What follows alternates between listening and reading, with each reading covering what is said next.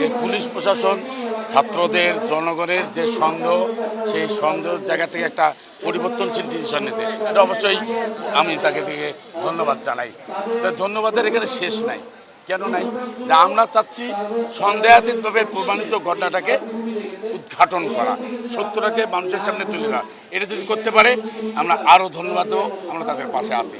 কিন্তু একটা প্রশ্ন আমি না করে পাচ্ছি না, যদিও সে সময় হয় নাই, তবুও আমি বলবো ইদানিং ডিবিকে দেওয়া হয়েছে এই দায়িত্ব, অবশ্যই ডিবি তার দায়িত্ব পালন করবে। আমরা আশাবাদী, বিশ্বাস রাখতে চাই ডিবি কাজটা সুষ্ঠু করে মানুষের সন্দেহটাকে দূর করবে, সঠিক জায়গাটা আসতে পারবে। তবে তাদেরকে সতর্ক করে দিয়ে আমি বলতে চাই, ইদানিং আপনাদের গায়ের কাপড় এবং আসামির কাপড় শার্ট নিয়ে একটা প্রশ্ন কিন্তু ইদানিং কয়েকদিন যাবত আমরা সোশ্যাল মিডিয়াতে আমরা লক্ষ্য করছি যে এই যে একটা সংযোগ ইতিমধ্যেই প্রকাশিত হয়েছে। আবার কোনো কারণে আপনাদের কাজের মধ্য দিয়ে যদি এতটুকু সন্দেহের সৃষ্টি হয়, এতটুকু পক্ষপাত আমরা দেখি, তাহলে কিন্তু জনগণ আপনাদের বিরুদ্ধেও কথা বলবে। আমরা এই জায়গায় যেতে চাচ্ছি না। আপনাদের খালি আমি সতর্ক করছি, একটু আরও ধীর স্থিরভাবে আপনারা খুব সুন্দরভাবে এই বিষয়টা দেখবেন। কারণ রংপুর জেলা স্কুল মানে কিন্তু রংপুর জেলা স্কুল নয়, রংপুর জেলা স্কুলের শিক্ষার্থীরা নাসায়ও কাজ করে। আমেরিকা থেকে শুরু করে বিশ্বের এমন কোনো দেশ নাই যেখানে রংপুর জেলা স্কুলের ছাত্ররা কর্মরত নাই। এই আন্দোলনটাকে ছোট্ট গণ্ডির মধ্যে চিন্তা করবেন না আপনারা। এখানে আমরা হয়তো কথা বলি, তারা কথা বলছে না, তারা আমাদের সাথে সবাই সংযুক্ত।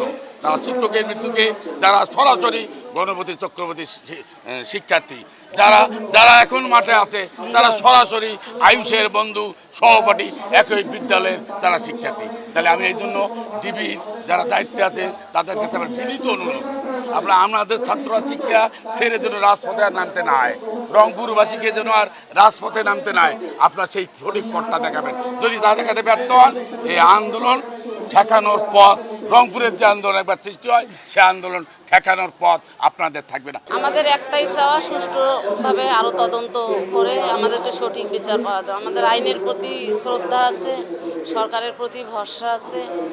ওনারা যা করবেন তদন্ত করে আমরা মনে করি যে ওনারা আমাদেরকে সঠিক বিচার পাওয়াই দেবেন।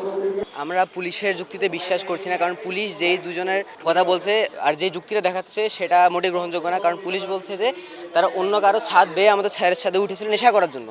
এখন আমার কথা হচ্ছে, যদি তারা যেই বাড়ির ছাদ বেয়ে উঠবে সে বাড়িতে হয় কেউ থাকে, নাহলে কেউ থাকে না।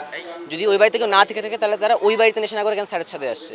প্লাস যদি কেউ থেকে থাকে, আর তাছাড়া পুলিশ বলছে স্যারের ছাদ 3-4 দিন ধরে ছাদে, স্যারের লাশ 3-4 দিন ধরে ছাদে পড়েছিল। এখন যদি ওই বাড়িতে কেউ থেকে থাকে, তাহলে ওই ছাদ থেকে কেউ স্যারের লাশকে দেখলো না, এটা প্রথম। আর সেকেন্ড হচ্ছে, স্যারের বাড়ির বাম পাশে একটা বিল্ডিং আছে 4 তলা, স্যারের বাড়ির সামনেও একটা বিল্ডিং আছে। এখন ওইখান থেকে স্যারের ছাদ ক্লিয়ার দেখা যাবে, বারান্দাতে দাঁড়ালেও দেখা যাবে। সেখান থেকে কেউ স্যারের লাশ দেখতে পেলো না। এগুলো হচ্ছে আমাদের কথা। পুলিশ যে যুক্তিগুলো দিচ্ছে, ওগুলোতে আমরা এই জন্য বিশ্বাস করছি না, কারণ এটা বাস্তবের সাথে মিলতেছে না। পুলিশেরা জানিয়েছে যে তারা দুজনকে আটক করেছে এবং তারা এটিতে ব্যাখ্যা স্বরূপ বলেছে যে তারা কীভাবে যেন হত্যা করেছে। তারা নেশা পান করার জন্য আমাদের স্যারের বাসার ছাদে ছিল এবং সেখান থেকে আমাদের স্যারকে এবং তার পুরো পরিবারকে হত্যা করেছে গামছার মাধ্যমে, যা আমরা বিশ্বাস করি না, কারণ এটা একদম বাস্তবের বাইরে আসলে আমরা বলতে চাচ্ছি। আর আমরা দুইজন দিয়ে পুরো সিরিয়ালি যে পরিবারকে হত্যা করা, এটা আসলে বিশ্বাসজনক না। আমরা মনে করি যে তারা আরও অনেক কিছুই লুকাচ্ছে এবং তারা আরও অনেকে এটির জন্য দায়ী রয়েছে আমরা বলে মনে করি। তারা কিছু লুকাচ্ছে।